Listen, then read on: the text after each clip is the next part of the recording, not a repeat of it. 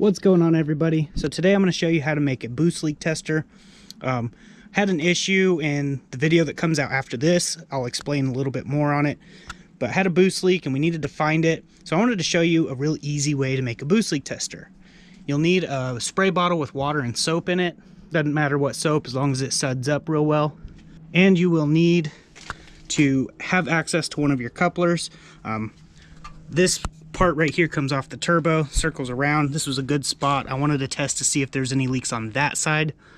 So basically I just put a water filter for a spray gun. You can get these at O'Reilly's or Harbor Freight, pretty freaking cheap, like a couple bucks.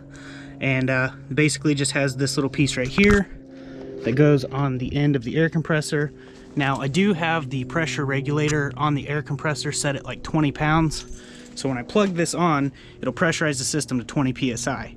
Now, I already did this and I already found the leak, but I want to show you how it works. You check for any air leaks. You can't hear any over there, but you can definitely hear one over here.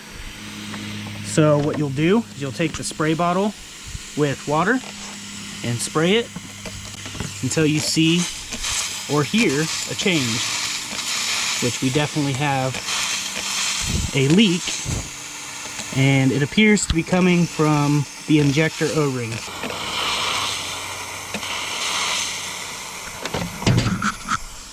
But yeah, that's pretty simple, and you can plug it like this. Listen for any other leaks. But yeah, it's a simple little way to find boost leaks pretty well. And you can also do this on the turbo side. You just have to have a bigger coupler reduced down to a smaller one and pressurize it from here, so that way you got the entire system. But we were having an issue, found the boost leak. It's really bad right there. Luckily it's real simple because I have more O-rings, so we'll just slap a new O-ring on it and we should be good to go. But figured I'd just make this video for you guys, show you how to find boost leaks pretty simple way. You obviously want to spray every coupler, spray anything that has a vacuum line, even the blow-off valve. You just want to make sure that there's no boost leaks anywhere. Just pressurize the system. Spray the blow-off valve. You can see there's some bubbles there, so that's leaking.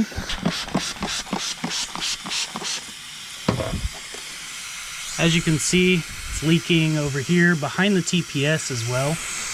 But that's leaking out of the idle screw valve. Oh, as you can see there, all of them suds means it's leaking from there. Spray down here.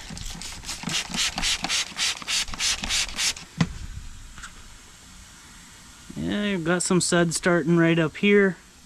You kind of see that. I'll spray over here.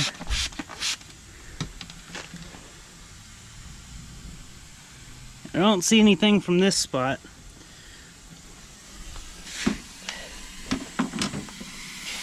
Definitely over here. You want to spray anywhere. Intake runs. As you can see, it's definitely that O-ring. So you want to spray anywhere that has air that flows through it, just to make sure there's no boost leaks. As you can see though, right back here behind the TPS, there's supposed to be a gasket. It's definitely leaking air from where that gasket should be. Let me spray it again.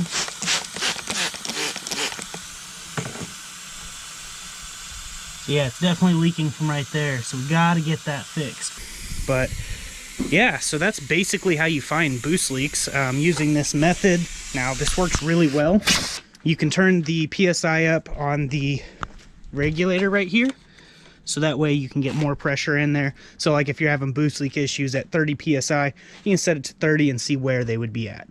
But that's a pretty simple way. I figured I'd just give you this video. So if you liked the video, definitely hit the like button. Stay tuned because we have a video coming out on the ARP head stud install. So that'll be after this one. So I'll see you guys in that one. Till then, God bless, stay safe, stay awesome.